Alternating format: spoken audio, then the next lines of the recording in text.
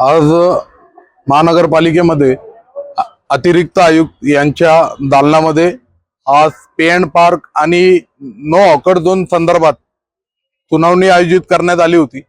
या ठिकाणी पूर्ण हॉकर संघटनेच्या वतीने सर्वात प्रथम पे अँड पार्क आणि नो हॉकर झोन याला आम्ही तीव्रपणे प्रथमतः आम्ही विरोध केलेला आहे। खऱ्या अर्थाने आपण बघू शकतो की कोणतीही बाजारपेठ असली तर त्या ठिकाणी हॉकर्स असणारच आहे, कारण की जगामध्ये अशी एकही बाजारपेठ नाहीये की त्या ठिकाणी हॉकर्स नाहीये।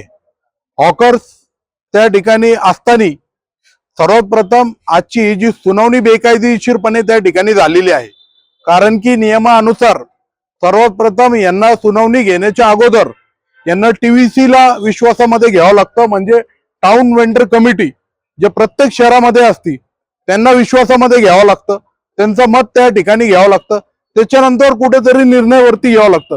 परंतु सरसकट पूर्ण बाजारपेठ पे अँड पार्क करायची आणि नो हॉकर झोन करायची ही काही योग्य पद्धत नाहीये। आपण बघू शकतो या ठिकाणी आपल्या पूर्ण शहरामध्ये जवळपास 3000 पेक्षा जास्त हॉकर संघटनेचे लोक त्या ठिकाणी आहेत, अस्तित्वात आहे। त्यांचं त्या ठिकाणी बायोमेट्रिक झालेलं आहे, त्यांना सरकार शासनाकडून प्रमाणपत्र त्या ठिकाणी भेटलेलं आहे आणि एकदा प्रमाणपत्र भेटला आणि बायोमेट्रिक झाला तो कोणत्याही प्रशासनाला अधिकार नाही की त्यांना उचलून बाजारपेठेतून बाहेर काढायचं। त्यांना त्यांचं पुनर्वसन त्याच बाजारपेठमध्ये कायद्यानुसार करावं लागतं, त्याच्यानंतरच त्यांना त्या ठिकाणी तुम्ही काढू शकता, त्यापर्यंत कोणी काढू शकत नाही। आता आपण बघू शकतो की वाहतूक शाखेचं काम त्यांनी महानगरपालिकेवरती टाकलेलं आहे। त्यांचं म्हणणं आहे की वाहतुकीला अडथळा त्या ठिकाणी होतो।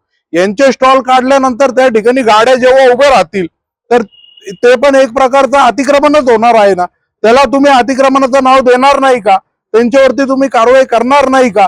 परंतु गरिबाच्या पोटावरती पाय देण्याचं काम हे प्रशासन या ठिकाणी करत आहे। त्या ठिकाणी आम्ही त्यांना तीव्रपणे त्या ठिकाणी या गोष्टीचा सर्वप्रथम आम्ही निषेध केलेला आहे आणि त्यांनी सुद्धा आम्हाला आश्वासन दिलेलं आहे की आम्ही ज्या प्रकारे त्यांना सांगितलेलं आहे की हे मुद्दा आपण सर्वात प्रथम TVC म्हणजे टाउन वेंडर कमिटी समोर आपण हे मुद्दा सर्वात प्रथम मांडला पाहिजे, त्यांची परवानगी आपल्याला त्या ठिकाणी त्यांचं मत आपल्याला घेतलं पाहिजे, त्याच्यानंतर आमची पुन्हा त्या ठिकाणी सुनावणी त्या ठिकाणी महानगरपालिकेमध्ये होणार आहे। त्यापर्यंत माझा विश्वास आहे की महानगरपालिका आमच्या सोबत हे पूर्ण हॉकर संघटनेसोबत त्या ठिकाणी न्याय करतील, एवढं सांगून थांबतो।